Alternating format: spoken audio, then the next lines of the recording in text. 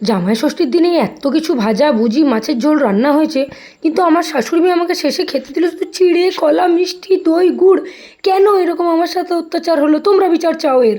সকাল 6টা বাজে, জামাই ষষ্ঠী ছিল সোমবার। সকাল সকাল উঠে গিয়ে চলে গেছি উপরে কাজ বাগাতে। আজ সকাল সকাল কাজ বাগাতে হবে, কারণ জামাই ষষ্ঠী আমাদের বাড়িতে নেই, কিন্তু আমার শাশুড়ি মা এটা পালন করেন। সকাল সকাল শাশুড়ি মাও সব কাজ বাগিয়ে মাছ কাটতে বসে গেছে। আরে আদরের একটি মাত্র জামাই, তাকে জামাই ষষ্ঠীতে খাওয়াবে বলে কথা, আয়োজন না করলে হয়? আমি সকাল সকাল স্নান টান সেরে নিলাম। আর আমি কিন্তু কেয়া সেটের এই গুঁড়ো সিঁদুরটা ইউজ করি, যেটা কিন্তু খুব ভালো আর পিগমেন্ট ফ্রি। আর এটা মাথায় লাগালে মানে ইউজ করলে কিন্তু চুলও ওঠে না। অন্যান্য সিঁদুরে কিন্তু সত্যিই চুল ওঠে।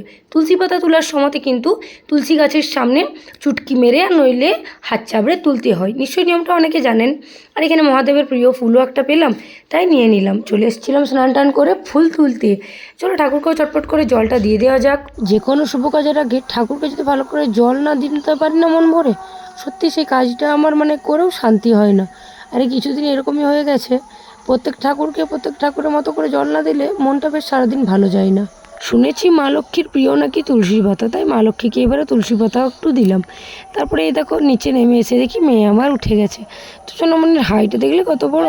কোনো রকমে ওকে বুঝিয়ে সুজিয়ে ব্রাশ করানো, মানে এগুলোতেই দিনের অর্ধেক সময় পেরিয়ে যায়।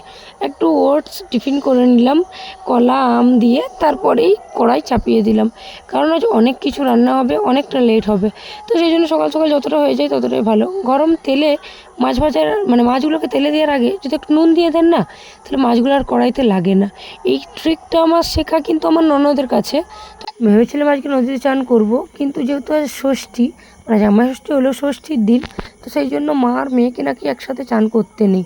সেই জন্য আমি বাড়িতে চান করে মেয়েকে নদীতে চান করাতে নিয়ে গেছিলাম। এই নিয়মটা কার কার আছে অবশ্যই কমেন্টে জানিও। আমাদের এই গ্রাম ধারে এখনও কিন্তু উনানে অনেক কিছু রান্না করা হয়, আর উনানে রান্নার স্বাদই কিন্তু আলাদা। যাই বলো আর তাই বলো, তোমাদের কি মতামত অবশ্যই তোমরা কমেন্টে জানিও। হ্যাঁ, উনুন তবে কাঠের উনুন হতে হবে, সেটার টেস্ট কিন্তু আলাদা। সব কিছু বাগিয়ে গুছিয়ে রাখলাম, কারণ যতই হোক একটি স্বাদের জামাই আসবে বলে কথা। মানে আমার তো আবার ঠাকুর জামাই, আবদারটাই আলাদা, তাই না? তো বাগিয়ে রাখা যায় ততটাই ভালো, ঠিক কি না? তখন তো আমি বসে গেলাম একটু আম কাটতে। সব কিছু বাগিয়ে গুছিয়ে রাখলে তখন আসলেই চট করে খেতে দেওয়া যাবে। আর নইলে তখন সেই তাড়াহুড়ো লেগে যায়, এদিকে এক কাজ ওদিকে এক কাজ। কী কী রান্না হয়েছিল সেটা কিন্তু আলাদা করে একটা ভ্লগ আসছে, অবশ্যই তোমরা দেখো। তবে আমার দুর্ভাগ্য কেমন দেখো, এত কিছু রান্না হয়েছে, এর মধ্যে আমি কিচ্ছু খেতে পারবো না। নিয়মটা বলি তোমাদেরকে, কারণ হচ্ছে যে মেয়েদের বাচ্চা নষ্ট হয়, সেই মেয়েরা নাকি জামাই ষষ্ঠীর দিন ভাত একবারও খেতে পায় না, শুধু শুকনো মুড়ি চিড়ে এইসব, ব্যাস। কীরকম নিয়ম না?